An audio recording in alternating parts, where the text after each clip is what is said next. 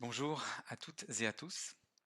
Toute l'équipe de l'A et le comité de programmation vous souhaitent la bienvenue pour cette deuxième et dernière journée du forum Entreprendre dans la culture. 430 personnes se sont inscrites et ont participé à nos travaux depuis hier. Pour cette journée, au programme, 4 tables rondes se succéderont. À 16h15, nous retrouverons Arnaud Litardi, directeur régional des affaires culturelles, et Nathalie Lanzy, vice-présidente pour la culture à la région, pour un mot de clôture. Avant de passer la parole à l'équipe du service culturel numérique de la région pour la première table ronde, nous vous souhaitons à toutes et à tous une belle journée et d'excellents travaux. Bonjour à toutes et à tous. Donc, je suis Julia Garato, chargée de mission culture et numérique à la région Nouvelle-Aquitaine.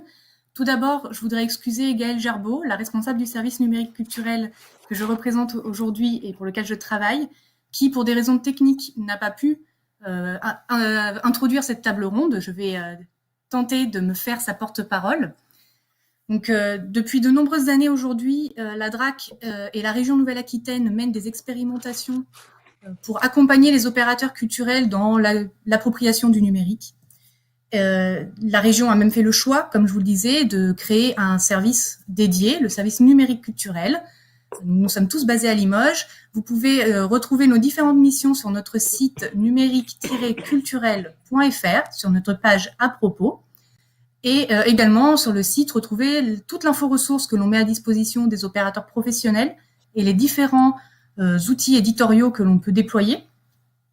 Donc voilà, un contexte depuis plusieurs années de travail sur le numérique culturel de la part des deux collectivités, la DRAC et la région Nouvelle-Aquitaine. Et puis, bien entendu, il y a eu le premier confinement, voilà, qui a mis en lumière des pratiques, de nouveaux usages de consommation de la culture, couronné, j'ai envie de dire, par la publication le 10 juillet dernier de la récente étude du ministère de la Culture sur les pratiques culturelles des Français depuis ces 10 dernières années, qui n'a fait que mettre en avant et confirmer l'essor du numérique dans la consommation de la culture par les Français, non pas au détriment des salles et de la consommation dite classique, historique, mais bien en complément. Par contre, cette étude a également montré que la culture numérique touche un grand public, quasiment tous les publics, un public urbain, un public rural, toutes les catégories sociales confondues, même si aujourd'hui on est principalement sur des tranches d'âge les moins de 40 ans, mais cette étude démontre que on va aller vers de plus en plus une utilisation du numérique sur toutes les générations. Et donc voilà, ce contexte a fait que la DRAC et la région Nouvelle-Aquitaine ont voulu lancer une réflexion sur la diffusion en ligne. Première réflexion qui a commencé pendant le premier confinement avec des opérateurs professionnels autour de la table sur la réflexion autour du live et du happening artistique. Donc c'est une expérimentation qui porte le nom de Culture Live, qui est encore en cours. Vous aurez les premières restitutions dans quelques semaines sur notre site. Et puis, après cette première réflexion théorique, on a voulu aller sur de l'outillage, quelque chose d'un peu plus pratique. Et c'est pourquoi aujourd'hui on vous propose cette table ronde avec six personnes autour de la table, aux compétences et aux expertises différentes, qui vont venir décortiquer des études, des cas de diffusion en ligne. Donc trois types de diffusion: la diffusion en différé, la diffusion en direct et la diffusion interactive. Et je m'excuse par avance puisqu'on n'a qu'1 heure et demie, donc on n'aura pas le temps d'approfondir tous les sujets, tous les enjeux. On va sûrement faire que les effleurer et les dévoiler aujourd'hui. L'idée, c'est bien de poursuivre ensuite cette réflexion sur plusieurs mois, à travers des restitutions éditoriales sur notre site, peut-être de nouvelles rencontres professionnelles. Donc je vous invite, si ce n'est pas déjà fait, à vous abonner à notre lettre d'info directement depuis notre site pour vous, être au courant de la suite que l'on va donner sur cette question de la diffusion en ligne. Sans plus tarder, je vais vous présenter donc les 6 personnes autour de cette table virtuelle avec moi aujourd'hui. Pour commencer, nous avons un binôme, celui de Wilhelm Bérard et Delphine Rieux, tous deux cofondateurs de Gaillard, une plateforme de diffusion de contenu culturel dont nous aurons une présentation tout à l'heure, donc je ne vous en dévoile pas trop. Juste pour des raisons techniques, Delphine aujourd'hui est une femme invisible. Vous n'aurez que sa voix, mais elle est bien avec nous sur cette table ronde. Nous avons également Jérémy Galliot, chargé de projet à la Fédération Hiero-Limoges, donc fédération qui a plusieurs missions, l'organisation de concerts, l'accompagnement d'artistes particulièrement en musique actuelle, et puis la mise en place d'actions culturelles, notamment sur le programme de prévention des risques auditifs liés à la pratique et à l'écoute des musiques actuelles. Romain Grandchamp, responsable du lab créatif du 400, donc le 400, tiers-lieu à forte couleur numérique sur Brive-la-Gaillarde, donc également en Limousin.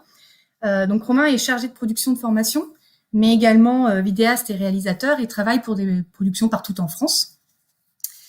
J'ai le plaisir également d'accueillir Maître Olivier Ramoul, avocat à la Cour spécialisé entre autres dans le droit des affaires culturelles, formateur et également auteur du guide juridique des plasticiens. Et enfin, Brice Perrochon, fondateur de l'agence Culte à Bordeaux, une agence d'événementiel culturel principalement initialement, et puis également d'accompagnement d'artistes. Donc voilà, juste un petit rappel avant de démarrer. Donc la table ronde est construite autour de 3 exemples vidéo qu'on va vous diffuser tout au long de cette heure et demie qu'on va passer ensemble. Vous n'hésitez pas, vous pouvez poser vos questions ou réactions sur le live chat directement sur YouTube si vous avez un compte Google, ou bien sur le Framapad, dont vous avez le lien également dans le live chat qui s'affiche à droite de votre écran. Et nous aurons un temps en fin de séance pour que je puisse transmettre vos questions aux intervenants. Et si nous avons trop de questions qu'on n'arrive pas à toutes y répondre aujourd'hui, ne vous inquiétez pas, elles seront toutes prises en compte. Nous y répondrons ultérieurement sur notre site internet via une foire aux questions. Et nous ne manquerons pas de vous tenir informés. Également, si vous avez des questions très précises pour un de nos intervenants, un ou plusieurs, on pourra faire le lien entre vous et lui, donc n'hésitez pas à nous laisser vos coordonnées. Voilà, donc je vous propose de démarrer sans plus attendre avec le premier exemple de diffusion en ligne. Donc la diffusion d'une vidéo en différé. C'est un spectacle de danse, on va en avoir qu'un petit extrait, disponible sur la plateforme Numéridance, une plateforme contributive, c'est-à-dire qu'il y a plusieurs structures culturelles qui proposent leurs captations et qui sont ensuite diffusées toutes sur ce beau projet qu'est Numéridance. Voilà, si on peut envoyer la vidéo.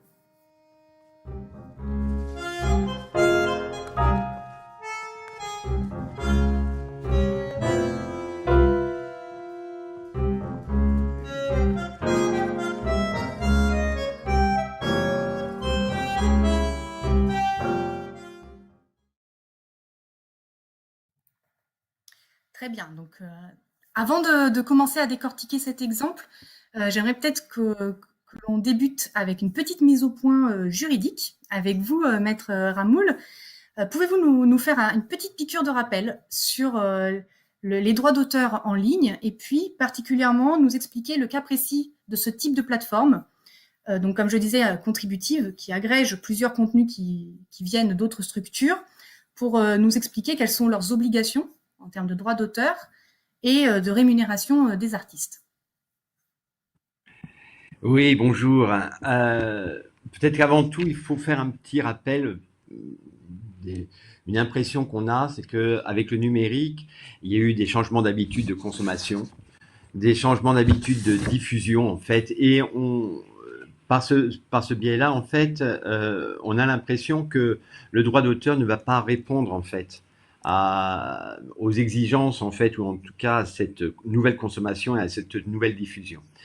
Et ceci est dû surtout par le fait qu'il y a une facilité de violation, puisque les copies, les téléchargements illégaux, c'est en tout cas c'est beaucoup plus simple que lorsque nous étions sur le physique.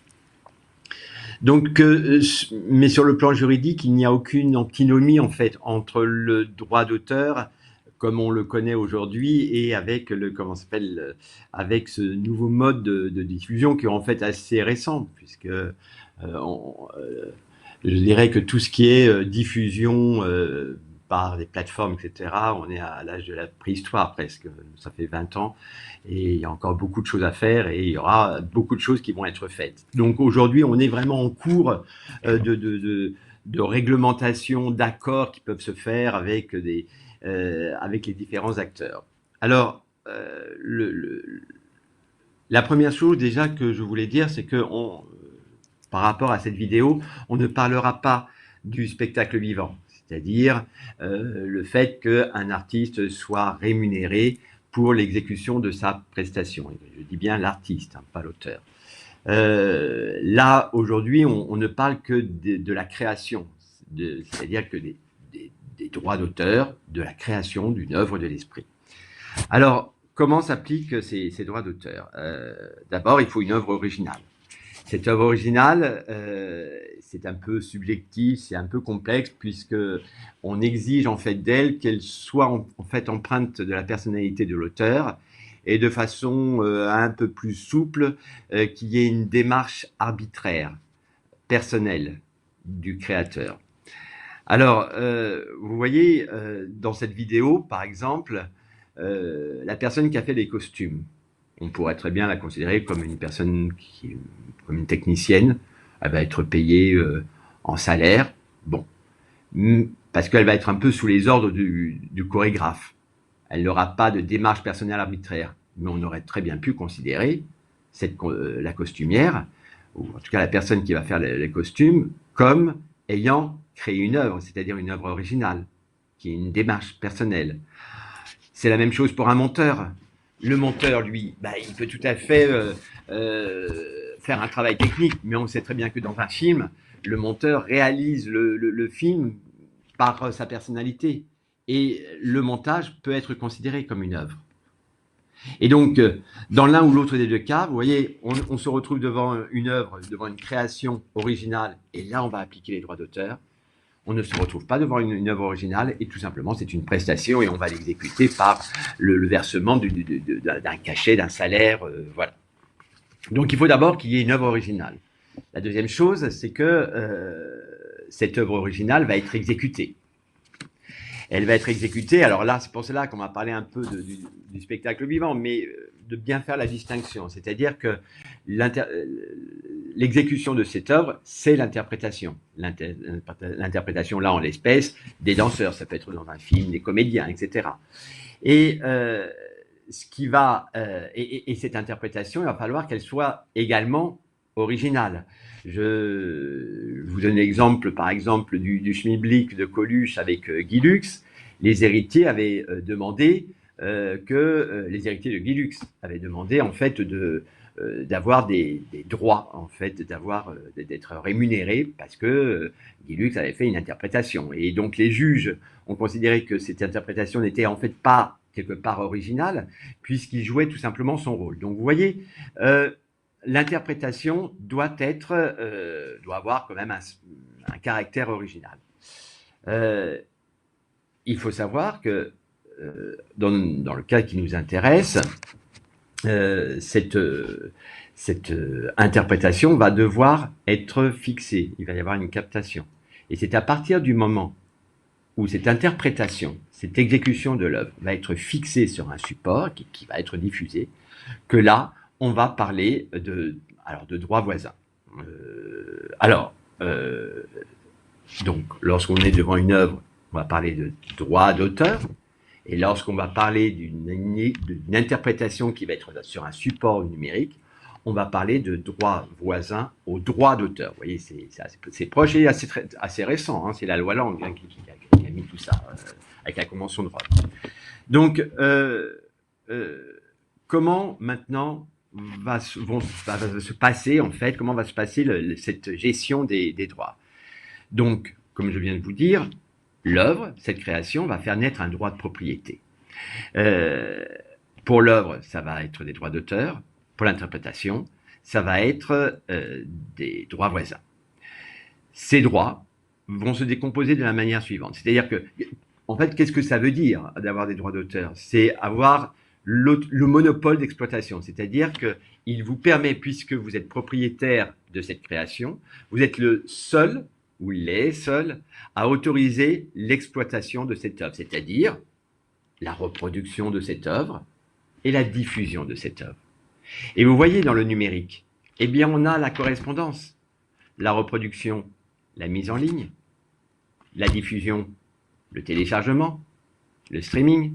Donc, le droit d'auteur répond complètement aux impératifs du numérique. Alors, ces droits d'auteur, ce monopole d'exploitation va être limité dans le temps, va être limité dans l'espace, et il va y avoir une rémunération. Cette rémunération, elle est principalement proportionnelle. En matière d'édition, on va parler de prix public hors taxe. Dans le cinéma, on va parler de RNPP, c'est-à-dire recette nette par producteur. Voilà. Et à titre exceptionnel, en tout cas lorsque cette rémunération forfaitaire proportionnelle ne peut pas se faire, eh bien, ça sera une rémunération forfaitaire. Et ce droit d'auteur vous donne également une autre prérogative, c'est ce qu'on appelle le droit moral.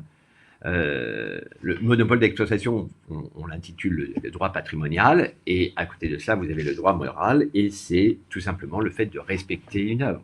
C'est le droit de paternité, c'est-à-dire qu'à chaque fois qu'on va exploiter votre œuvre, il va falloir qu'on sache qui est le créateur, et donc votre nom devra être indiqué. Il va falloir également le respecter. Et là, il n'y a pas de limite de temps, il n'y a pas de rémunération. Alors, ce droit d'auteur, va falloir qu'on le concrétise. Et comment va-t-il se concrétiser? Eh bien, par un écrit, tout simplement. Alors, cet écrit n'est pas obligatoire, mais il est préférable, puisqu'il va vous permettre de pouvoir prouver ce qui a été convenu. Puisqu'en droit d'auteur, ce qui n'a pas été prévu n'est pas autorisé. Donc, pour le diffuseur, c'est particulièrement important. Et c'est particulièrement important tout simplement parce qu'il va y avoir des sanctions. La personne qui diffuse sans autorisation, et qu'est-ce que ça va donner? Évidemment des sanctions financières, mais ça peut aller plus loin, même si c'est rarement impliqué, mais ça peut aller plus loin. Ce sont des sanctions pénales, c'est un délit pénal. C'est quand même 3 ans d'emprisonnement et 300 000 euros d'amende. Voilà, en tout cas, c'est ce que les textes prévoient. Mais vous voyez qu'il y a quand même une sacrée importance à ce que le diffuseur puisse exploiter ses œuvres, qu'il ait le droit, en fait, de les exploiter. Et ce contrat, cette autorisation, il va falloir l'appliquer à tous les auteurs et à tous les interprètes. C'est ce qu'on appelle la chaîne contractuelle. Vous voyez dans cette vidéo, on peut tout à fait imaginer que cette œuvre, c'est une œuvre de collaboration. C'est-à-dire qu'il va y avoir un chorégraphe, il va y avoir peut-être la personne qui a fait les costumes, il va y avoir les interprètes également. Et il faut que toutes ces personnes aient donné leur accord, sinon, s'il n'y a pas d'accord, il va y avoir un blocage au niveau de l'exploitation. Le diffuseur ne va pas pouvoir exploiter. Et c'est la raison pour laquelle, et notamment pour les œuvres audiovisuelles, on a parlé de présomption. Alors c'est quoi la présomption? C'est-à-dire qu'il y a une présomption de cession des droits d'auteur. C'est-à-dire qu'on présume que les auteurs ont donné leur accord. Et ça, on l'a légiféré, le législateur l'a prévu, pour essayer pour protéger, parce que vous imaginez que dans une œuvre audiovisuelle, les sommes en jeu sont quand même particulièrement importantes, et donc là, on présume que les auteurs ont donné leur autorisation au producteur, qui lui après pourra le donner au diffuseur. Mais évidemment, il est préférable quand même de faire un contrat écrit pour qu'on puisse bien déterminer le contenu de ce que vous, créateurs, vous avez autorisé. Alors évidemment, cette autorisation, parfois on peut s'en dispenser. Et ce sont les fameuses exceptions de l'article L 122.5 du Code de propriété intellectuelle. Eh bien, celle qui est la plus connue et qui nous intéresse en l'espèce, ce sont les extraits. Est-ce que lorsqu'on diffuse un extrait,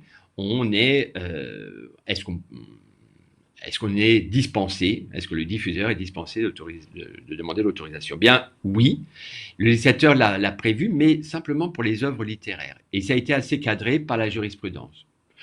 Le problème se pose pour des films ou se pose pour la musique. Par exemple, pour la musique, on a simplement une décision de 2006, me semble-t-il, qui qui prévoit, mais c'est bon, en interprétant un peu cette décision, qu'on peut utiliser un extrait, mais de façon vraiment très très courte. Et en l'espèce, on a considéré qu'une diffusion pendant 30 secondes, eh ben, c'était trop long. Et que ce n'était pas un extrait, et il fallait donc avoir l'autorisation.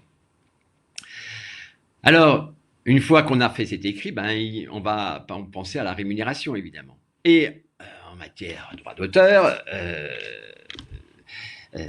il faut savoir que vous allez avoir deux formes de rémunération. Vous allez avoir une rémunération qui est directe, c'est-à-dire que vous allez gérer directement avec le producteur, avec le diffuseur, et où là, vous avez une liberté de négociation. Elle est totale. Et puis, vous avez des rémunérations indirectes. Et celle-ci, c'est ce qu'on appelle la gestion collective. C'est-à-dire que le créateur va signer un contrat avec une société de gestion collective. Et bon, vous les connaissez quand même, elles sont assez connues. Pour la musique, c'est la SACEM. Pour les œuvres dramatiques, c'est la SACD. Et en fait, vous allez signer un contrat avec ces organismes au terme desquels vous autorisez, en fait, vous autorisez de l'exploitation. Donc, vous ne vous opposez pas à ce que votre œuvre soit diffusée. En contrepartie de cela, vous allez avoir une rémunération. Et cette rémunération va être fixée par des barèmes. Alors, ces sociétés de gestion collective, bah, vous en avez pour les droits d'auteur, pour les auteurs en tout cas, et pour ceux qui exécutent les œuvres, c'est-à-dire les interprètes. Et même un peu plus loin que les interprètes, pour ceux qui enregistrent sur un support les interprétations, c'est-à-dire les producteurs. Et donc, les interprètes et les producteurs, droits voisins, les auteurs, les droits d'auteur. Alors, pour les droits d'auteur, comme je viens de vous dire, vous avez la SACD, pour les œuvres dramatiques, vous avez la SACEM pour les œuvres musicales, vous avez la SCAM pour les œuvres documentaires, et du côté des droits voisins, bah, vous avez pour les interprètes la DAMI, la SPEDIDAM, qui, à chaque fois, chaque organisme va s'occuper de certaines choses. La SPEDIDAM et la DAMI vont s'occuper notamment de la copie privée. Vous avez l'ASPRE, qui va s'occuper de la rémunération équitable. Alors, qu'est-ce que c'est que cette rémunération équitable? C'est-à-dire qu'à partir du moment où le support va être diffusé, eh bien, il va y avoir une rémunération pour le producteur et pour l'auteur. Voilà, c'est la contrepartie, en fait, des droits d'auteur. Et puis, vous avez la SPPF et la SPP, qui, elles, s'occupent également de la copie privée, mais là, cette fois-ci, pour les producteurs. Et il faut savoir que ces sociétés de gestion, alors, je dirais du côté des auteurs, ont conclu des accords avec des plateformes de streaming, avec des plateformes de diffusion. Et bon, ils sont c'est assez tendu quand même, parce que vous voyez, par exemple, avec YouTube, eh bien, il y a eu des accords qui ont été faits, mais il n'y a aucune transparence. Alors que c'est quand même l'argent, c'est l'argent des créateurs. Sans cela, il n'y a pas d'argent. Et la SACEM, bon, il y a une certaine forme de transparence, je mets ça entre guillemets, mais bon, voilà. On connaît les barèmes. Là, on ne sait pas. Donc, vous voyez, mais on est à l'âge de la préhistoire, de toute façon. Donc, les choses vont évoluer. Ça évolue sans arrêt. Du côté des droits voisins, eh bien, bah là, non. Il n'y a pas d'accord. Il n'y a pas d'accord. La SPRE n'a pas fait d'accord. De toute façon, elle aurait un peu de mal.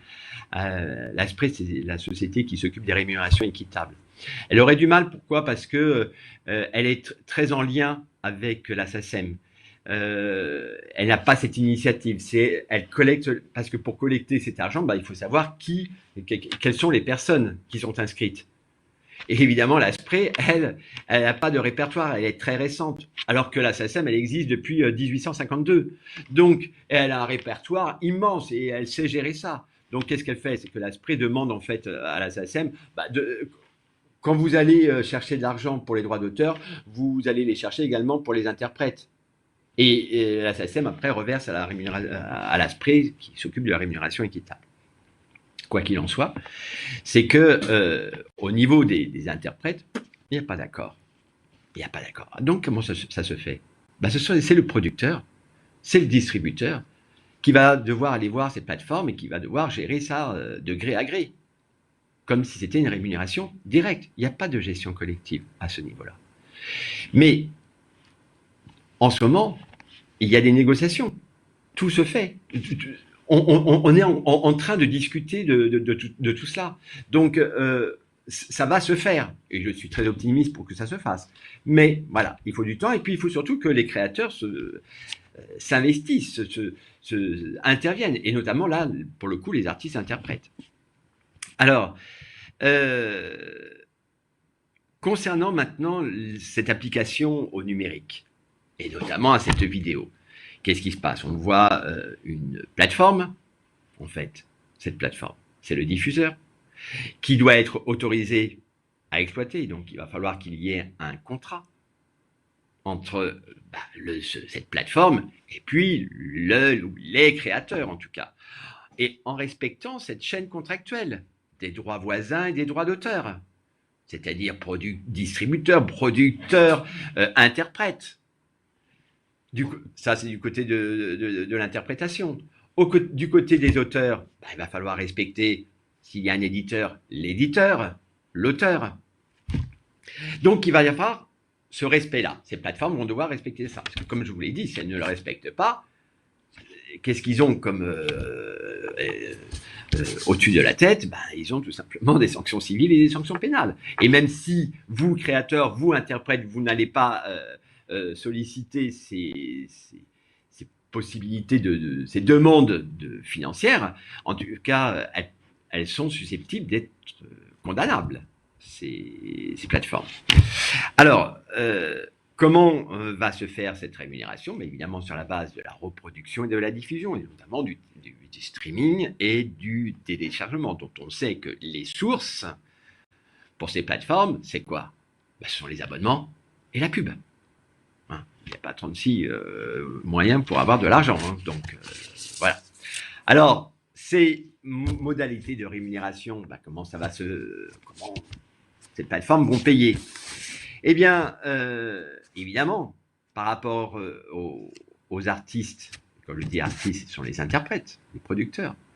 Eux, ça sera une gestion individuelle, de gré à gré. Et donc, il va y avoir des licences, des contrats qui vont être signés et où la rémunération sera fixée par rapport aux vues. Bon. Et puis, concernant les auteurs, eh bien là, SACEM a fait un gros boulot quand même.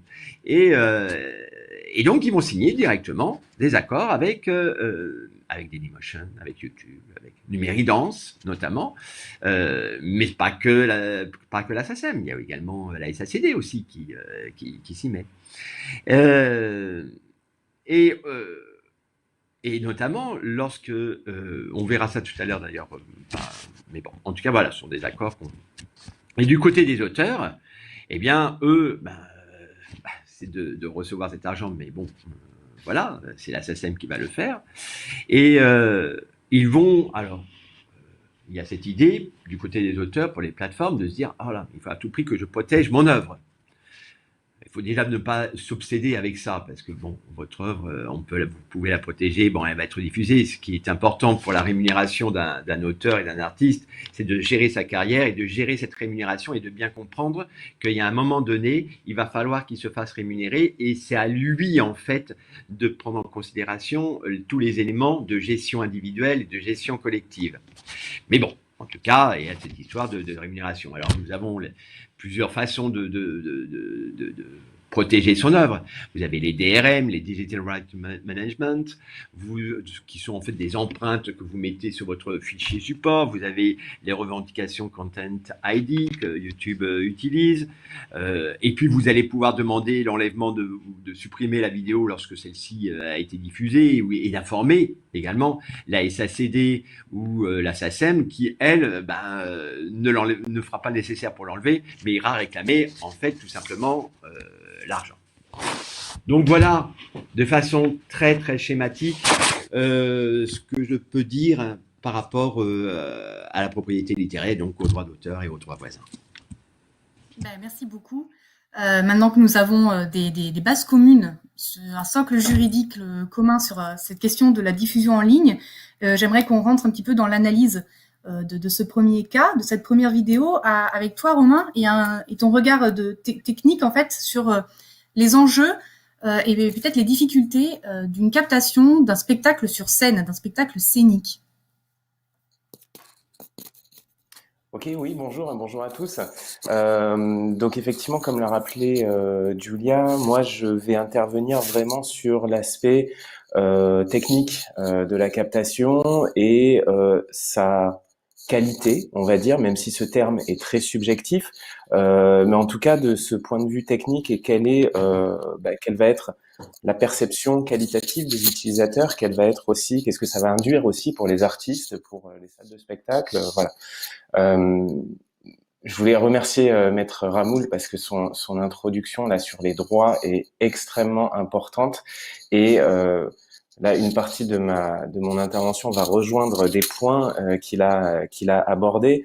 En tout cas cette question des droits, on pourrait y passer des heures parce qu'elle est souvent un peu mise sous le tapis, pas forcément comment dire mise en avant dans le cadre d'une captation. Euh, ce que je voulais aborder moi par rapport à cette captation et cet extrait vidéo qu'on a vu, c'est le côté effectivement restitution qu'on va pouvoir avoir, ou en tout cas témoignage que va induire une captation d'une œuvre versus ce qu'on va appeler peut-être l'œuvre d'un réalisateur. Et c'est en ça que je disais que ça rejoint un petit peu ce qu'abordait Maître Ramoul tout à l'heure. Lui, d'un côté juridique, avec cette histoire de l'œuvre, et moi, je vais essayer d'aborder plutôt d'un point de vue technique. Ici, dans la vidéo qu'on a pu voir, qu'est-ce qu'on a? On a ce que moi je vais appeler une restitution, voilà, ou un témoignage de l'œuvre captée. On est sur un plan fixe qui, de mémoire, dure toute la captation de ce spectacle de tango. Voilà, un plan fixe qui est plutôt a priori dans les gradins, en tout cas à la place des spectateurs, qui va faire un léger panoramique de droite à gauche pour essayer de capter le maximum de scènes. Et pour moi, ça c'est voilà, c'est une captation témoignage qui, d'un point de vue encore une fois subjectif, mais qualitatif et technique, n'est pas forcément une œuvre de captation en soi. Une captation peut devenir une œuvre technique. C'est-à-dire que versus ce qu'on vient de voir, on peut, vous les avez tous vus, ce genre de captation, elles sont diffusées, alors notamment sur Numéridance, qui est une très très belle plateforme pour le spectacle vivant et pour la danse particulièrement. On a des captations qui sont presque des œuvres cinématographiques, qui sont captées avec un minimum de 4 ou 5 caméras, avec une réalisation derrière, donc avec un réalisateur qui va venir donner son regard sur la captation et surtout l'œuvre captée. Donc en principe, comment ça se passe? C'est ces réalisateurs qui sont souvent dépendants aussi d'une maison d'une société de production. Il y a des échanges avec les artistes, il y a tout un regard qui est porté sur l'œuvre captée. Les caméras sont placées d'une certaine manière pour restituer au mieux la captation et même pour en faire une œuvre à part entière. Donc ça, c'est quelque chose qui transparaît peut-être pas forcément dans cette vidéo qu'on vient de voir, mais qui voilà, et en tout cas une façon de capter, c'est ce que je voulais aborder, ce côté, voilà, le réalisateur par exemple, voilà, qui vient capter une œuvre de manière, voilà, pour en faire sa propre œuvre de captation. Je renverrai notamment sur, j'en parlais tout à l'heure avec Julia, mais sur une captation qui a été marquante, qui a été diffusée par Arte là, en 2020, qui était de la compagnie Crystal Pite, Body and Soul, qui est ce genre de captations qui sont vraiment techniquement extrêmement impressionnantes, puisque on a un nombre de caméras qui est déjà assez conséquent. Le réalisateur a fait le choix même d'avoir cette captation faite en cinémascope, c'est-à-dire qu'on a ces bandes noires en haut et en bas de l'écran qu'on peut voir sur certains films de cinéma, ce qui est très rare dans une captation de spectacle. Voilà, et il en a fait un film vraiment de cette captation. Grâce aux angles de caméra, grâce aux caméras elles-mêmes qui ont été mises sur le plateau. On est sur de la caméra de cinéma, carrément, hein, ce sont des caméras de cinéma numérique. Le jeu avec les lumières, c'est-à-dire que l'équipe technique de captation travaille avec l'équipe lumière, travaille avec les régisseurs, travaille avec les artistes pour faire au mieux, pour restituer la captation dans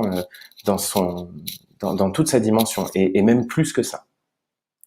Voilà, je veux pas passer trop de temps sur cet aspect-là, parce qu'on va revenir. Là, on a vu une captation en différé, mais c'est la même chose pour les lives. Aujourd'hui, c'est des captations d'envergure qui font œuvre. Moi, ce que j'appelle ces captations films qui font œuvre. Peuvent se faire en live aujourd'hui. Les outils de live, les outils de streaming se sont extrêmement démocratisés, et on peut faire de la captation de grande qualité. Encore une fois, ce terme de qualité, je vais pouvoir être un peu attaqué là-dessus, mais il est très subjectif. Mais je parle vraiment d'un point de vue technique. Cette qualité-là est faisable en live, et on en reparlera tout à l'heure sur la captation live. Mais voilà, je vais passer aussi la parole mes autres collègues qui ont à intervenir sur plein d'autres points, et on a très peu de temps. Merci beaucoup, Romain. Alors, en effet, la vidéo dont parlait Romain sur cette vidéo œuvre, en tout cas en format cinématographique, on la mettra en lien dans la restitution, donc vous pourrez y avoir accès ultérieurement. On va rester encore un tout petit peu sur la diffusion en différé avant de passer aux exemples de diffusion directe, avec un autre exemple pour nous ouvrir un peu les perspectives. Le projet ITSCAN, projet porté du coup par la fédération Hiero, qui propose lui aussi en fait des extraits de concerts en différé le lendemain du jour du concert, mais pas que, et surtout qui a fait le choix d'une diffusion sur un support application mobile et non une diffusion en ligne. Donc voilà, je laisse la parole du coup à Jérémy, si tu peux nous présenter un peu le projet et nous expliquer pourquoi ce choix aussi de support de diffusion.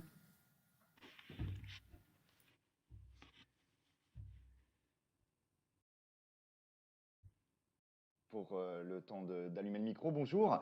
Donc, ce que je vais essayer de vous expliquer, puisque nous, on est organisateur de concerts, et effectivement, on fait de la capta et quelques rediffusions, d'où c'est venu, tout simplement, non pas d'avoir besoin de remplacer les concerts, hein, on n'est pas du tout dans ce cas-là, mais plutôt d'apporter un contenu associé à tous ceux qui ont un ticket pour ce concert. Donc, si on regarde un peu l'image qu'on a derrière, elle retrace un petit peu, à un moment donné, cette image, le cheminement qui nous a permis d'y arriver. Je ne sais pas si on peut l'envoyer à la réalisation, parfait. Donc, nous, le questionnement qu'on s'est donné, il y en a plusieurs. D'abord, on a vu beaucoup d'organisateurs de spectacles se plaindre que tout le monde faisait des captations. Donc effectivement, c'est un état de fait. Dans le spectacle vivant, tout le monde fait des captas, tout le monde sort son téléphone, ce qui peut paraître d'ailleurs insupportable pour certains membres du public et certains professionnels, mais en tout cas, c'est une réalité. Aujourd'hui, les gens veulent de la capta, les gens veulent avoir un truc, même s'ils y étaient pourtant. Et puis quand on leur demande à ces gens-là pourquoi finalement ils n'ont pas regardé à la limite le spectacle en vidéo, puisque a priori ils le regardaient derrière leur écran, ils disent bah non, rien ne remplace l'expérience live que j'ai vécue sur le moment. Donc nous, on s'est dit comment on peut prolonger cette expérience live, et du coup, c'est arrivé par une appli, effectivement, application en fait qui se déclenche, où on déclenche des contenus en scannant son ticket de concert. Vous le savez, sur tous les tickets de concert aujourd'hui, on a eh bien des codes barres, on a des flash codes. Nous, l'idée, c'est de pouvoir exploiter ce code unique lié au billet pour pouvoir déclencher des contenus. Ça veut dire que ceux qui vont pouvoir voir ces contenus au lendemain, c'est uniquement ceux qui étaient là. Alors, nous, on a pris un peu le chose à la renverse de ce qui vient d'être dit. Effectivement, il vient d'être dit qu'on peut faire une œuvre d'art avec une captation. Nous, on a pris le pari de dire que ces captations, elles sont pas forcément de si bonne qualité que ça, en tout cas qu'il y avait une demande sur d'autres types de captation. La preuve, les gens ils sont contents de le faire au téléphone avec leur matériel à eux, et tout le monde va me rejoindre, une grande partie en tout cas là-dessus. On n'arrive pas sur des grandes qualités de captation quand c'est fait au téléphone. D'ailleurs, ça déçoit en général les artistes d'avoir des œuvres comme ça qui circulent sur Internet, ce genre de choses, même si aujourd'hui le combat est perdu de vouloir les faire toutes retirer de la toile. Donc ce qu'on s'est dit, c'est ça a l'air compliqué d'interdire aux gens de faire ces captation-là parce que on le voit de plus en plus quand même, où les portables sont barrés sur des retours dans les concerts visibles du public pour éviter ça. Nous, on s'est dit qu'on ne pouvait pas l'interdire et que de toute façon, les gens, ils en veulent. Donc, comment on va se débrouiller pour qu'ils en aient? Là, l'idée, c'est effectivement d'avoir des captations que nous, on fait. Donc, on a des scénarios de captation, de petites choses qui peuvent apparaître. Des fois, des choses qui sont faites sans trop de moyens, avec simplement un téléphone. Et on a remarqué aussi que les gens, c'est pas forcément le temps du spectacle qu'ils veulent voir, c'est aussi tout ce qui s'est passé autour. Donc, on a aussi ce choix d'utiliser des contenus associés au spectacle. C'est pas le spectacle en lui-même, même s'il y aura un titre, deux titres de chaque groupe. Mais en plus de ça, on va avoir des contenus associés et on voit que les gens le cherchent pour pouvoir être un peu dans l'intimité de l'artiste, pour voir ce à quoi ils n'ont pas accès quand ils sont au spectacle, comme derrière nous, là, une petite captation qui a été faite en slow motion, tout simplement avec une application de téléphone portable qui est gratuite. Donc nous, l'idée, c'est d'avoir comme ça, à un moment donné, un scénario qu'on peut offrir à un organisateur qui souhaiterait, comme nous, utiliser cette appli, de dire, ben voilà, un scénario, essayez de prendre tel type de captation, tel type de choses, et puis ça permet aux gens, vraiment, qui sont venus au concert, de prolonger l'expérience live. Alors, on n'est pas du tout dans la réponse aux questions d'aujourd'hui, comment je remplace le spectacle vivant, on n'y croit pas une seconde. Alors oui, effectivement, il y en a encore qui produisent des spectacles en disant je vous fais un prix de billet à 15 balles et puis vous regardez la vidéo en ligne en direct. Si je dis pas de bêtises, il y en a encore demain soir, même sur des artistes majeurs qui font payer 15 € le droit d'assister à la vidéo en direct. Uniquement à eux, nous on n'est pas du tout dans ce cadre-là. L'idée c'est bien de prolonger l'expérience qui vient en live. Alors pour la question de droit, parce qu'elle a été aussi abordée plusieurs fois ici, on arrive un peu plus à convaincre l'artiste, son entourage, c'est-à-dire à clearer les droits, à avoir le droit de faire un petit peu à un moment donné parce qu'on veut, mais de faire cette captation. Pourquoi? Parce que d'abord, on peut convaincre les artistes et leurs ayants droit, les producteurs, en disant à un moment donné, ce que les gens vont voir au lendemain dans l'application, c'est ce qu'ils ont vu le soir même. Donc oui, de temps en temps, on a des artistes qui disent, moi, je veux pouvoir voir avant qu'il soit posté, je veux voir le contenu pour le valider avant qu'il soit diffusé. Le problème de ça, alors sûrement que ce sera traité aussi pour le streaming, pour le direct, mais quand nous on arrive avec très peu de moyens, parce qu'on fait le pari de pouvoir faire des contenus sans trop de moyens pour pas plomber une économie d'une salle, puisqu'on travaille nous sur des artistes découvertes, donc du coup on n'a pas un gros modèle économique. Donc en gros les concerts Arte TV avec 5 caméras, 10 opérateurs et un réalisateur en direct, on oublie totalement, on n'est pas du tout sur ces économies-là. Mais malgré tout, on pense qu'il y a un enjeu aussi des captations et des contenus associés à notre niveau.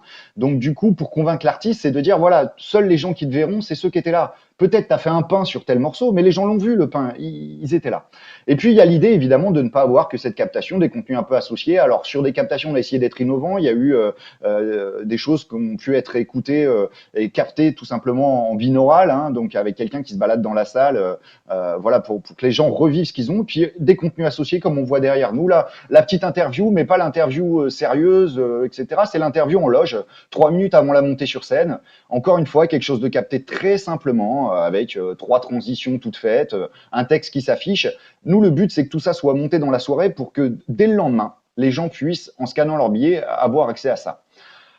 Donc voilà, c'est comme ça que nous, on a réglé ce problème. Évidemment, on fait signer des autorisations de captation aux ayants droit pour la question des droits. Ça nous a permis de le diffuser. Évidemment, on paye, en tout cas, on s'est rapproché de la SACEM pour le paiement, même si notre cas de figure est un peu étrange pour eux, puisque en général, on le fait pour le compte de la salle de spectacle, donc qui paye déjà de la SACEM. Donc bon, on a le forfait pour l'instant Internet, mais la SACEM à Neuilly étudie un peu notre cas de cette application qui est un peu particulière, parce que nous, on est capable de dire, contrairement à un flux audio ou un flux voilà, exactement quelles œuvres ont été diffusées, et on sait qui les a vus. C'est des gens qui ont déjà payé un droit d'entrée, qui ont déjà payé pour l'œuvre. Donc bon, il y a un petit peu un cas d'école qui est en train d'être étudié à Neuilly. Mais voilà aujourd'hui un petit peu où on en est. Voilà pourquoi on a choisi d'utiliser ça. Donc c'est un autre usage de la captation.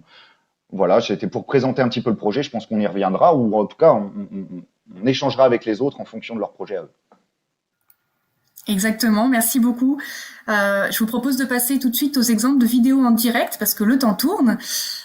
Donc là, on a fait le choix de prendre deux courtes vidéos, enfin deux extraits de vidéos qui ont été tournés pendant le confinement par deux artistes nationalement voire internationalement connus et qui ont fait tout simplement des concerts live depuis chez eux pendant le confinement. Je me lève à l'eau glaciale, je déteste ce confort social. On grandit bien. Maintenant je reviens à ce que j'ai toujours été. Je reviens mouillé et même un peu ridé. Voilà, donc c'était vraiment des courts extraits. Vous allez voir, on va vous expliquer pourquoi le choix de deux vidéos cette fois-ci. Avant cela, donc ce type de vidéo comme ça, diffusée en direct par l'artiste sur sa page Facebook, inonde aujourd'hui les réseaux sociaux, peut-être encore plus pendant le confinement.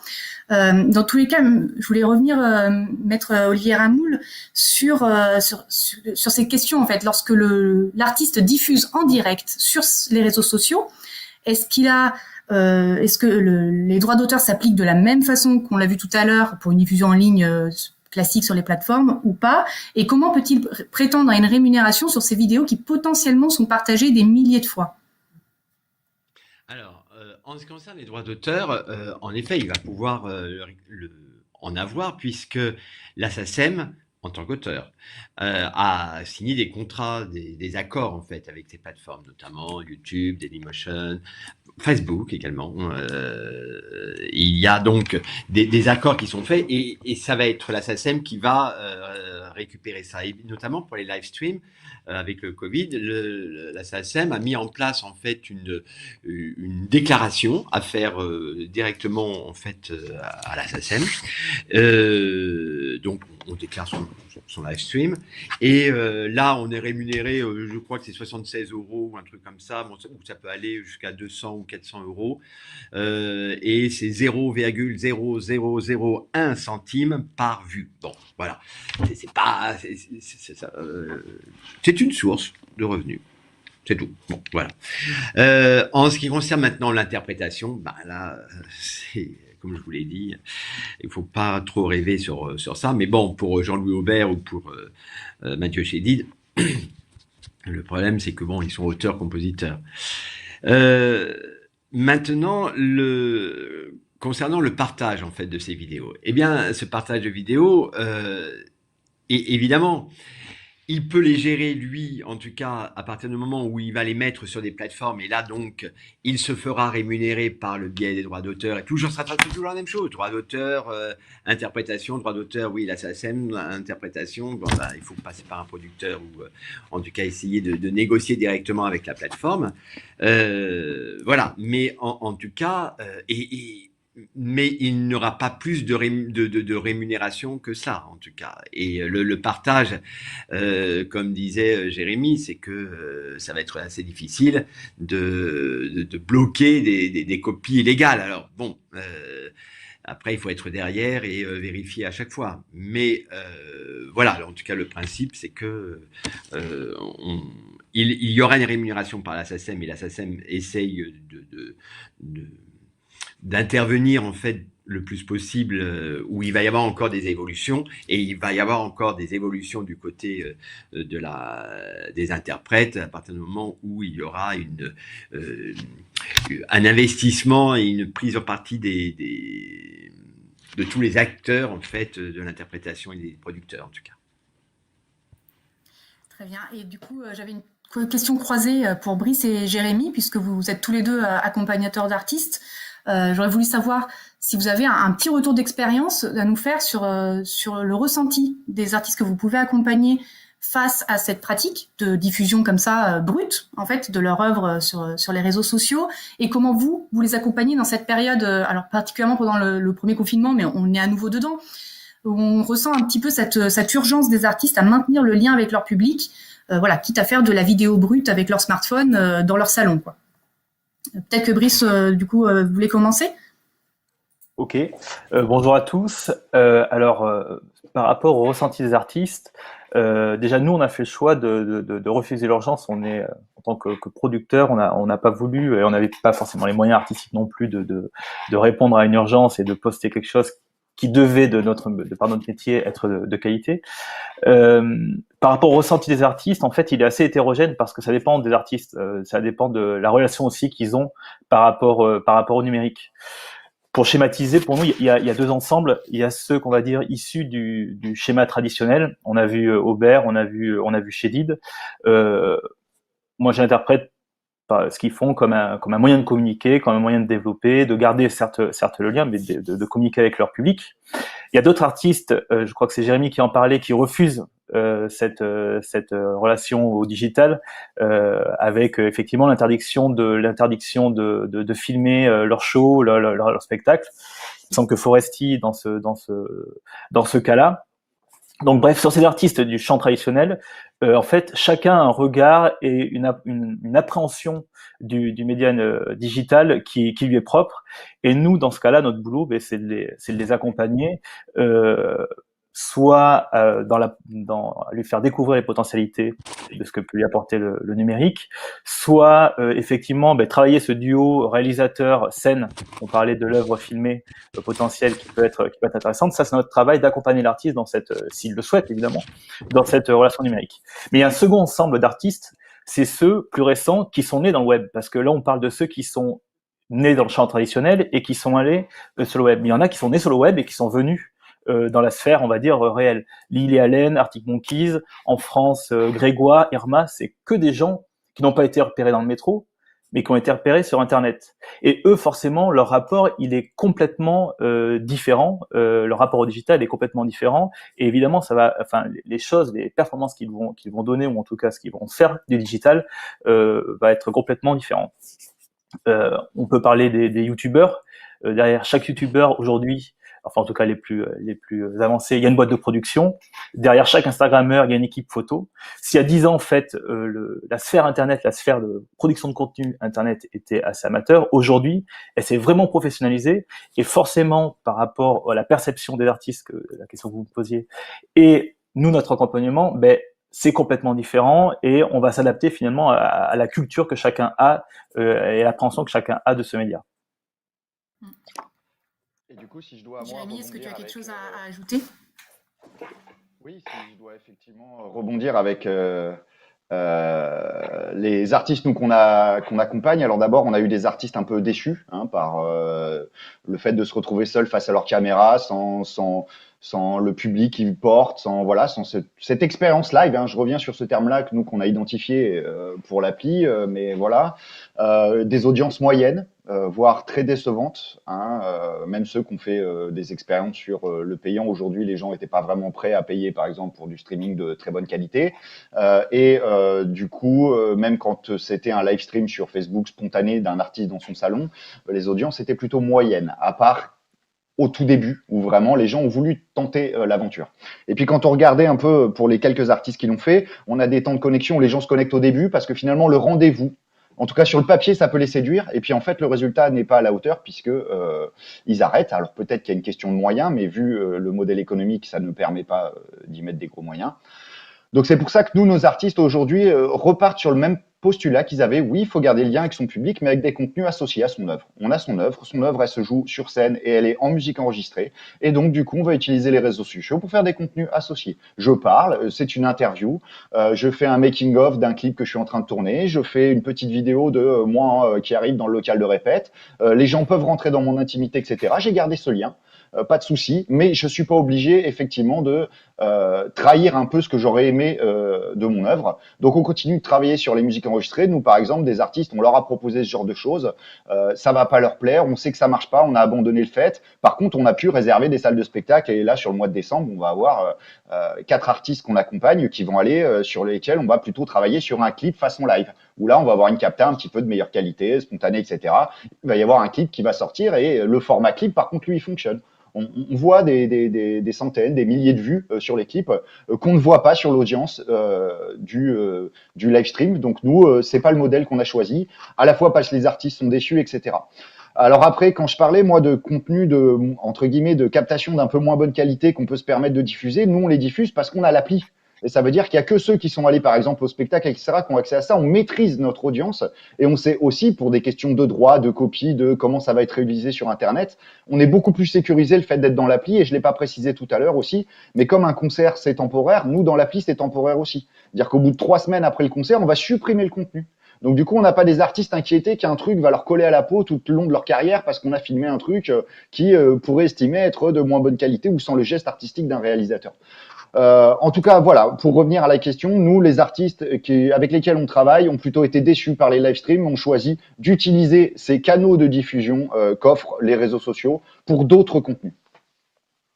Juste, Ok, très bien. Julia, sur cette intervention de Jérémy, effectivement, là, il y a un vrai choix, il y a un vrai parti pris de sa part qui est de limiter dans le temps, alors que, évidemment, le digital, enfin, l'une des on va dire, des raisons, ou enfin, en tout cas, des possibilités du digital, c'est le live, mais c'est aussi le replay. Et effectivement, dans beaucoup de live,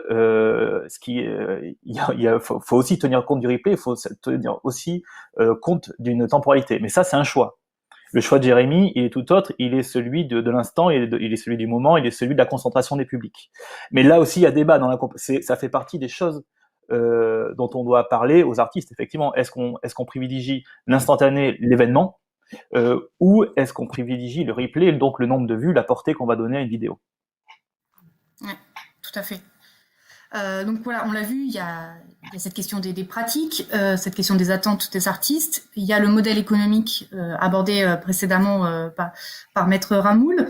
Et donc c'était le modèle économique, on va dire classique, mais il y a les alternatives à ce modèle économique. Du coup, Wilhelm et Delphine, est-ce que vous pouvez nous parler un peu de votre plateforme Gaillard et surtout les principes sur lesquels elle repose, puisque vous travaillez justement cette question de modèle économique alternatif et de rémunération des artistes.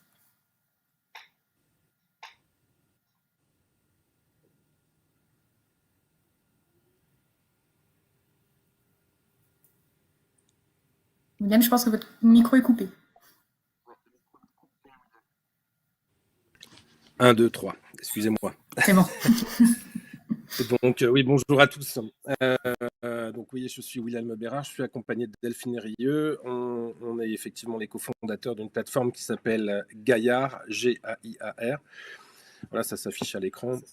On est plusieurs à avoir fondé cette plateforme. On est une équipe de 5 personnes, mais on travaille sur cette plateforme effectivement maintenant depuis plusieurs années, mais elle est en ligne que depuis ce début d'année 2020. Elle était en test l'année dernière. Effectivement, c'est un nouveau, c'est un changement de paradigme par rapport au modèle économique historique, puisque nous ne travaillons pas avec pour nous qui sommes créateurs à la base. Donc moi, je viens de la production audiovisuelle, j'ai été réalisateur de courts-métrages, mais j'ai effectivement aussi différents artistes et des littéraires, et du scénario, de la bande dessinée. On avait ce problème à résoudre, qui était que lorsque on avait une création où l'on voulait dire net, se posait le problème de la rémunération, était opérée la remontée des gains, notamment par les plateformes historiques, donc que je ne citerai pas, mais que tout le monde connaît, et qui fonctionnent d'une manière très simple. On dépose une œuvre sur ces plateformes et d'une certaine manière, on leur livre notre propriété intellectuelle pour qu'elles en fassent un actif numérique, donc qui leur apporte de l'argent au quotidien. Et ça, on n'était pas du tout d'accord avec ça. Et partant de ce postulat, on s'est dit, mais comment on pourrait arriver à contourner tout ça ? Et ce qu'on s'est dit à l'époque, donc là, je remonte en 2014, c'était de réduire le nombre d'intermédiaires entre nous et le spectateur ou l'utilisateur final en langage numérique. Donc ça voulait dire beaucoup de travail pour arriver effectivement à récolter quelques fonds, mais enfin peut-être que ça valait le coup, et on a commencé à plancher sur cette plateforme, et petit à petit, en travaillant et en étant aidé notamment par le Conseil régional Nouvelle-Aquitaine, par la BPI, en ayant quelques fonds de ci et de là, on est arrivé à un moment donné où une technologie tout d'un coup a surgi et nous a semblé évidente pour notre cas de figure. Cette technologie, c'est la blockchain. Donc, c'est une technologie qui permet de stocker et de transmettre des informations de façon parfaitement infalsifiable, protégée, et en peer-to-peer, donc en pair à pair, donc ça veut dire sans intermédiaire d'une personne à une autre. Et très vite, on s'est rendu compte que si on arrivait à exploiter cette technologie convenablement avec un player, eh bien, on aurait une remontée de ce qu'on appelle la monétisation, donc des gains liés à l'utilisation du contenu de manière transparente et complètement, j'ai envie de dire, automatique. Donc très vite, on a planché sur un prototype. De ce prototype, on a planché sur une bêta, une première bêta, une deuxième bêta. C'est ce que vous voyez aujourd'hui, enfin, à l'écran là. Je vous remercie de le diffuser. Et ce qu'on a fait, ni plus ni moins, c'est de donner en fait cette technologie blockchain sur un player qui est un player qui permet en fait de lire et de la vidéo, et des images fixes, et de la bande dessinée, et de la musique, et bientôt du jeu vidéo, puisqu'on y viendra dès qu'on aura un launcher. Et donc, on a d'une certaine manière sorti l'auteur du placard, ni plus ni moins, et on l'a mis en face de son public sans aucun intermédiaire, sinon Gaïa. Et de cette manière-là, ce qu'on s'est dit, c'est que puisque le spectateur était en face de l'œuvre et qu'il vivait l'émotion de l'œuvre qu'il consultait en direct, il avait moyen aussi de se dire qu'il pouvait récompenser l'auteur directement et simplement en lui versant une rémunération pour le travail qu'il pouvait le consulter à ce moment-là. Et donc, on a mis en place un prix libre, qui est donc un système de monétisation nouveau, qui permet de donner directement au créateur une rémunération pour son œuvre, quelle qu'elle soit, et à partir d'1 centime d'euro. Donc, effectivement, le système publicitaire permet la rémunération en centimes, mais là, ce qui était intéressant de prouver, c'est qu'on peut mettre 1 centime, mais on peut mettre beaucoup plus. Et donc, par conséquent, on ne vit plus simplement avec une industrie qui vit au nombre, qui se développe au nombre de vues, mais simplement avec un rapport aux choses beaucoup plus humain, on va dire, qui est que je récompense l'émotion que je vis au moment où je la vis, et de manière tout à fait simple. Ça fait que une vue peut rapporter par exemple 50 €, alors que sur YouTube, pour atteindre 50 €, il va falloir faire plusieurs milliers de vues avant de pouvoir atteindre ce montant-là. Donc ça, c'est le prix minimum qu'on a sur Gaïa, le prix libre, pardon, qu'on a installé sur Gaïa, et on a installé un autre système qui est le prix minimum, qui est en fait un système de location de contenu, un petit peu identique à ce qu'on trouve en VOD, qui est que lorsque l'on paye le contenu, le player s'ouvre et permet la consultation du contenu de lui-même, donc quel qu'il soit, une vidéo, une BD, un livre, un album photographique, etc., un album de musique. Et en plus de cela, il est possible de pouvoir donner plus que ce que demande l'auteur, puisque c'est l'auteur qui définit son prix dans le back-office de Gaillard, au moment de la consultation du contenu, pour récompenser davantage et aider davantage la création de l'auteur qui a mis en ligne ce contenu. Donc voilà, on a un système qui permet la remontée des informations de manière parfaitement transparente, donc ce que propose YouTube ou Facebook notamment. On a un système qui permet de rémunérer l'auteur à jusqu'à 85% des gains, puisque la part de Gaillard est de 15% hors taxe. Donc, ce qui est quand même pas mal vis-à-vis notamment d'autres concurrents que je ne citerai pas.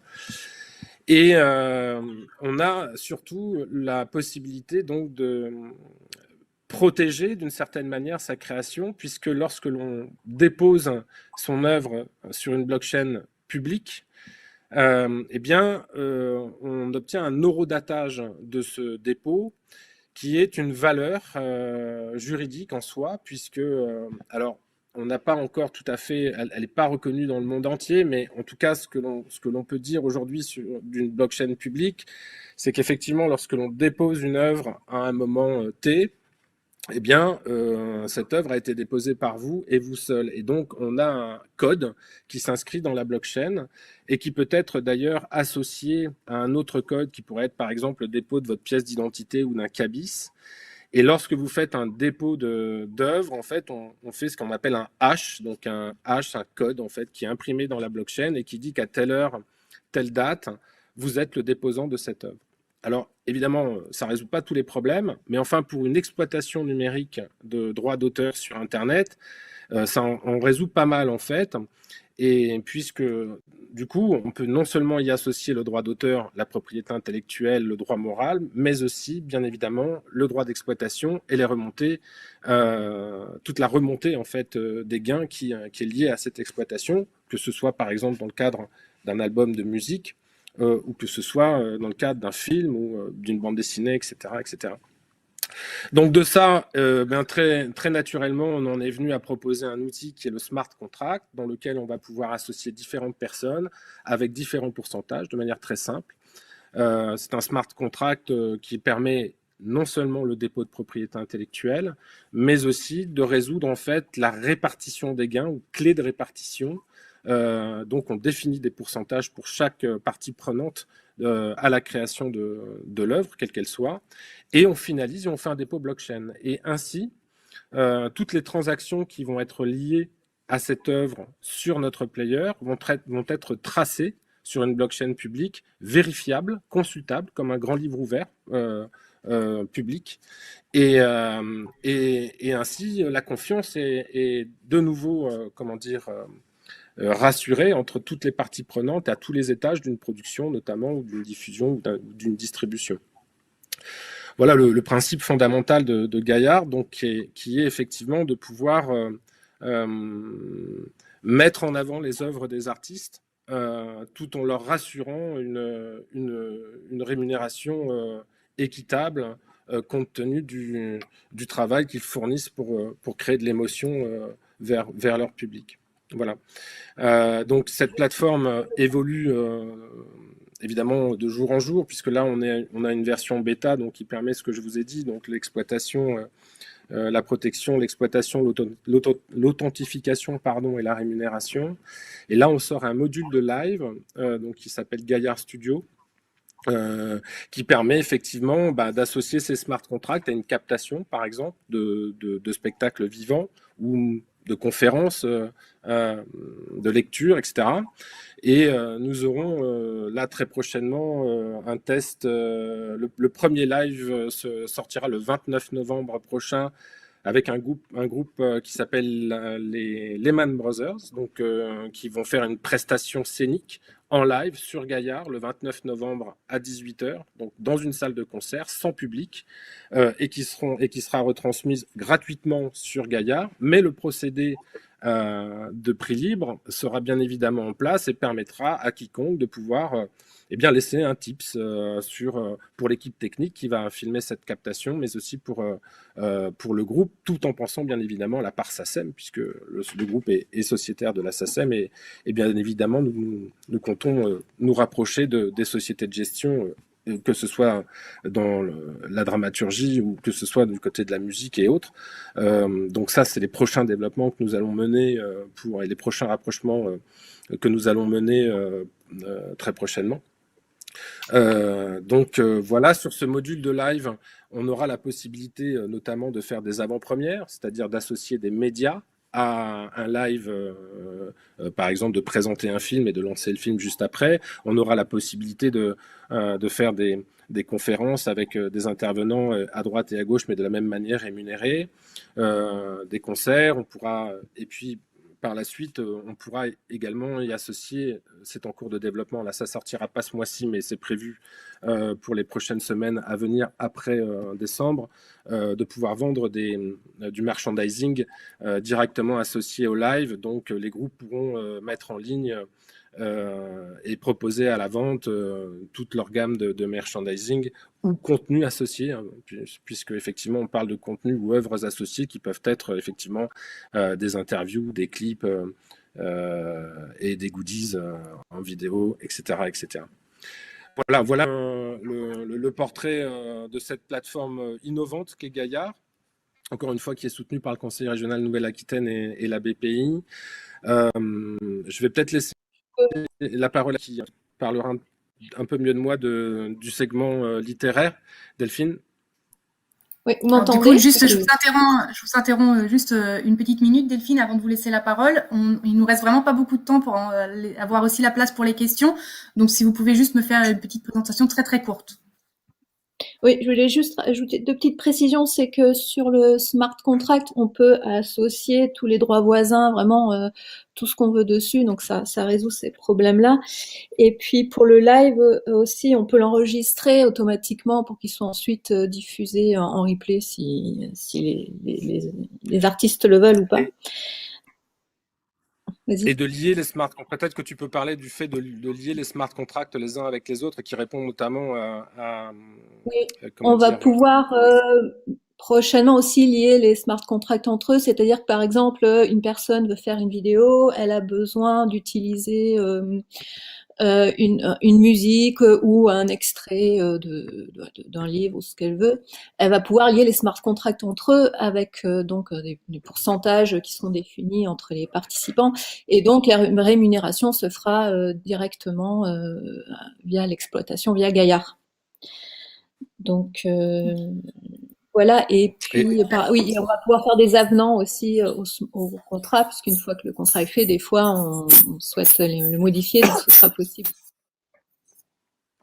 Très bien. On a beaucoup de questions sur la plateforme Gaillard, donc on y reviendra en fin de séance.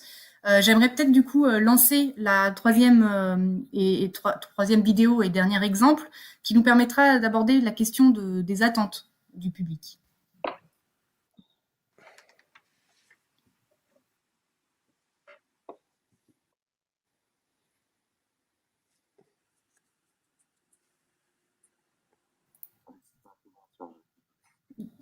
Ça arrive.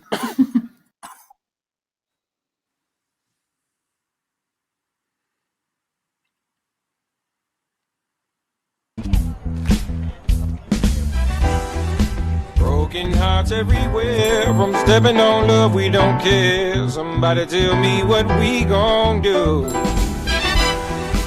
Even though it's plenty to share, people hungry in the streets, it ain't fair. But you don't think about it until it's you. Now I'm gonna say how I feel. What I wanna say is love, the only thing that's real. I'm gonna tell you what to do. Just believe that love, the only thing we have that's true. 'Cause love is the answer. It's the answer to the questions in your mind. Love is the answer. It's the answer. If you're looking, you will find. Yes, it is. Say it again. I'm telling you now. Friends know where to be. Voilà, c'était le dernier exemple de la diffusion interactive, ce qui va nous permettre d'aborder la question peut-être des attentes et des nouveaux usages du public. Donc ici, on le voit, le spectateur de l'œuvre, en fait, n'est pas simplement passif derrière son écran. Il choisit quelle caméra, quel point de vue il veut suivre, dans ce cas précis d'Aloe Black. Mais je fais le lien aussi avec les deux vidéos qu'on a vues précédemment, où on avait le même objet, 2 concerts en live sur Facebook, par contre avec des qualités d'images très différentes. Et donc, je voulais peut-être commencer avec toi, Romain, sur cette question d'attente aujourd'hui des publics. Est-ce que un public de contenu culturel accepte une qualité vidéo de moins bonne qualité lorsque c'est sur Facebook, ou enfin sur un autre réseau social, peu importe, plutôt qu'une plateforme ou pas? Ok.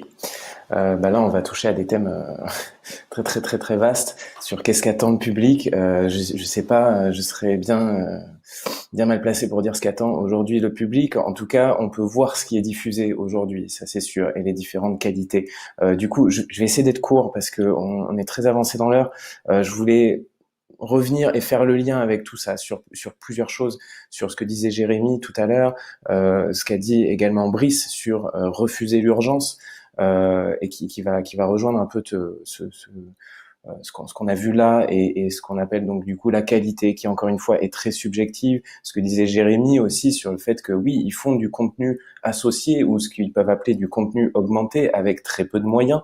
Et je dis pas tout à l'heure, quand je parlais des 10 caméras de cinéma sur un plateau, effectivement, je dis pas que c'est ce qu'il y a forcément à faire versus une captation avec un smartphone qui serait ce qu'il ne faut pas faire. Non, c'est pas ça, parce que bien sûr derrière il y a un modèle économique, et mettre 10 caméras sur un plateau, ça coûte extrêmement cher, parce que derrière il y a une équipe technique aussi à payer, il y a des droits à payer, et Maître Ramoul en a parlé. Donc il y a pas de bonnes choses et de mauvaises choses en termes de qualité. Il y a juste des points de vue effectivement techniques, on va dire. Et effectivement, ce qu'on a vu là tout à l'heure avec Jean-Louis Aubert et Mathieu Chédid, qui sont deux artistes effectivement qui ne gagnent pas à être connus, je veux dire par là qu'ils sont déjà très très connus, mais ils ont mis en place, on a vu deux choses très différentes. D'un côté, M qui a une qualité audio qui est très respectable. Je pense que tous ces instruments, son micro, tout est branché sur une carte d'acquisition. Il n'a qu'un plan fixe, mais derrière il a un décor. Tout est préparé. Il y a des petites lumières. Je pense que lui-même est mis en lumière. Alors il travaille avec sa famille, donc il y a peut-être quelqu'un qui réalise aussi derrière de ce côté-là. Versus Jean-Louis Aubert filmé en vertical dans son salon avec un son vraiment à la limite du supportable. Voilà ce qu'on peut voir. Et du coup, c'est ce que disait Brice tout à l'heure, refuser l'urgence et d'avoir une certaine qualité artistique sur la diffusion. Effectivement, je pense que c'est assez important, et même pour un artiste, de pas dénaturer son œuvre. Alors, Jean-Louis Aubert, il peut dénaturer son œuvre, c'est pas le problème. Pourquoi Jean-Louis Aubert fait des millions de vues quand il poste un Facebook en vertical avec un son dégueulasse? C'est parce que les gens, ils ont juste envie d'être dans le salon de Jean-Louis Aubert. C'est ça qu'ils viennent chercher. C'est que tout de suite, en direct, on est dans le salon de Jean-Louis Aubert et on a l'impression d'être avec lui et de partager un moment avec lui. Mais c'est pas forcément la qualité artistique qu'on vient chercher derrière. Là, ce qu'on a vu avec Aloe Black, c'est comment, et Jérémy en parlait tout à l'heure, c'est comment on s'adapte, en fait, comment les réseaux sociaux, comment le numérique aujourd'hui pousse à faire autre chose qu'une simple captation multicam ou monocam ou une captation simple d'un spectacle. C'est comment on va en transcender ça, en fait, pour en faire quelque chose de nouveau. Alors, bon, Aloe Black, on retombe dans un exemple de quelque chose qui a énormément de moyens. Je veux dire que là, chaque angle de caméra est filmé avec une qualité irréprochable et on est sur un niveau clip plus. Mais en tout cas, voilà, là, on a un artiste qui s'adapte et qui propose autre chose que de la simple captation. Et c'est ce que les contenus interactifs et le numérique vont pouvoir proposer aujourd'hui. Voilà, c'est du contenu augmenté, c'est du clip interactif, c'est France Télé, ce qu'a pu faire France Télé avec par exemple Monument en mouvement. Voilà, c'est des captations qui sortent de la salle de spectacle et qui vont dans des endroits patrimoniaux, et puis on rejoint du coup là plus du clip captation avec un vrai regard de réalisateur derrière, encore une fois des moyens, mais ce qui compte, c'est le fond, c'est comment on va s'emparer de ce média numérique pour capter quelque chose et en faire autre chose. Et je pense que c'est ce qu'a fait Jérémy et la Fédération Hero avec leur outil, avec leur appli. Ils ont fait autre chose. On s'adapte avec ça. Et je pense que les nouveaux usages, les nouveaux contenus, c'est ce qu'ils apportent. On va plus parler forcément de qualité. Oui, il y aura des moins bonnes qualités et des meilleures qualités. Il y aura des moyens et peu de moyens. Mais ce qui va être important, je pense, là, dans les années à venir, et on le voit dès maintenant, c'est le fond, c'est ce qu'on va proposer de nouveau avec une intention derrière, en fait, pas juste capter pour restituer, en fait. Je vais m'arrêter là parce que on pourrait en parler des heures, mais il reste 10 minutes. Est-ce que quelqu'un d'entre vous a envie de réagir du coup à ce que vient de dire Romain ou Ou c'est OK pour vous? Je peux rajouter 2 mots, même si je suis évidemment totalement d'accord avec ce que vient de dire Romain. La différence peut-être aussi avec entre un public d'une vidéo en ligne et le public présentiel, c'est que il a le public vidéo, enfin digital, il a un pomme-cul ou un échappe qui permet de partir et de sortir rapidement de ce qui ne lui plaît pas. Et en plus, il a toute une autre panoplie de contenus qui sont à sa disposition très vite. Alors que sur un festival ou dans une salle de concert, évidemment, pour partir, c'est plus compliqué, il faut se frayer un chemin dans la foule, et l'issue, c'est peut-être un mauvais kebab à la salle du concert. Donc, il y a quand même cette notion-là qu'il faut avoir en tête. Et ce que va, à mon sens, chercher, en tout cas l'attitude du public par rapport aux vidéos, c'est un accès plus rapide et plus direct à son désir de consommation. Peut-être aussi être acteur et interagir avec l'artiste qui est en face. Et là aussi, alors, évidemment, je suis totalement d'accord avec l'analyse de la vidéo d'Aubert. Ce qui en plus, c'est non seulement d'être dans le salon d'Aubert qui est intéressant pour ses fans, mais c'est aussi de lui parler. Il interagit beaucoup, on a vu 15 secondes, et si on prend la séquence globale, il interagit beaucoup avec ses fans qui publient en chat. Donc il y a tous ces éléments-là quand même à prendre en compte, la rapidité, l'accès à un contenu précis, le désir d'interagir, et après, effectivement, et alors là, évidemment, ce que dit Romain est limpide et clair pour moi, mais il y a aussi la recherche tout simplement d'émotions. Quand on est en phase d'un produit culturel, ce que va chercher le public, c'est une émotion qui pourra pas être la même sur une vidéo en ligne que sur du présentiel. Ça, tous les interlocuteurs qui sont là ce matin l'ont souligné, quoi. Donc, on va faire autre chose. On va chercher à faire autre chose, à provoquer une émotion différente. Peut-être, si je peux me permettre, ce que ça pousse en fait là, ces nouveaux usages qui sont très récents, parce que, et puis le confinement, c'est vrai, a accéléré ça de manière exponentielle. Mais ce que ça pousse pour moi, ces nouveaux usages, c'est à essayer de se différencier. Et du coup, il y a un certain côté bénéfique à ça. Il y a des côtés vraiment pervers à ça également aussi, qui est le fait de vouloir exister à tout prix, de vouloir communiquer à tout prix et de peut-être tuer son œuvre à un moment. Mais il y a aussi le côté bénéfique pour l'artiste, pour les salles de spectacle, pour les producteurs, pour les réalisateurs, et peut-être aussi pour les pouvoirs publics et pour les partenaires institutionnels. Il faut aussi se saisir de ça en tant que partenaire institutionnel et pouvoir public, de pouvoir accompagner des nouvelles créations là-dedans, de pouvoir s'emparer de ces nouveaux médias-là, de pouvoir créer peut-être des nouvelles subventions aussi pour ces médias-là, parce qu'il y en a trop peu, je pense, pour pouvoir produire du contenu de captation différent, qui n'est pas forcément destiné à la télé, à Arte, à France TV ou quoi que ce soit, mais qui est destiné à ces nouveaux médias, en fait. Super. Si parmi les auditeurs, du coup, il y a des pouvoirs publics, ministères ou régions en plus de nous, le message est passé et à bon entendeur. Maître Ramoul, vous vouliez ajouter quelque chose? Oui, je voulais simplement ajouter que il y a déjà une prise en considération par les partenaires institutionnels, comme je vous ai dit tout à l'heure, avec la SACEM qui, avec le Covid, prend en considération les live streams et donc rémunère en fait ces live streams. Et il est vrai que toutes ces formes en fait de diffusion, d'exploitation, de création vont permettre en fait des rémunérations. Il ne faut pas penser que cette rémunération sera la seule et unique. Ne faisons pas les erreurs des majors qui ont pensé qu'il n'y avait qu'une seule et unique rémunération, c'était le disque physique. Voilà.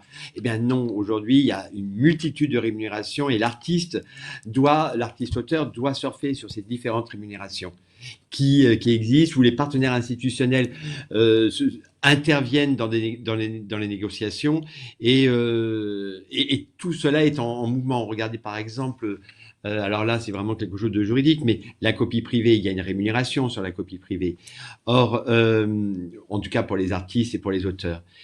Aujourd'hui, on est en plein débat sur le cloud, de se dire mais ah oui, il peut y avoir une rémunération au niveau de la copie privée grâce au cloud. Et en ce moment, les débats se font parce qu'il y a des milliards qui sont en jeu. Vous imaginez le nombre la capacité de stockage.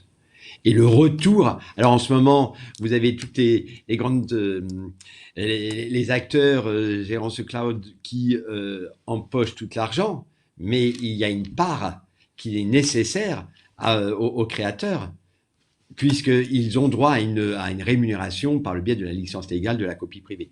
Donc vous voyez, vraiment, tout ça est en rémunération. Voilà, une petite parenthèse en cours de négociation. Merci beaucoup. Le temps tourne vraiment très très vite. On a axé la conversation et les débats aujourd'hui sur le lien entre l'œuvre et son public, majoritairement, comment elle continue à maintenir un rapport avec son public avec la diffusion en ligne.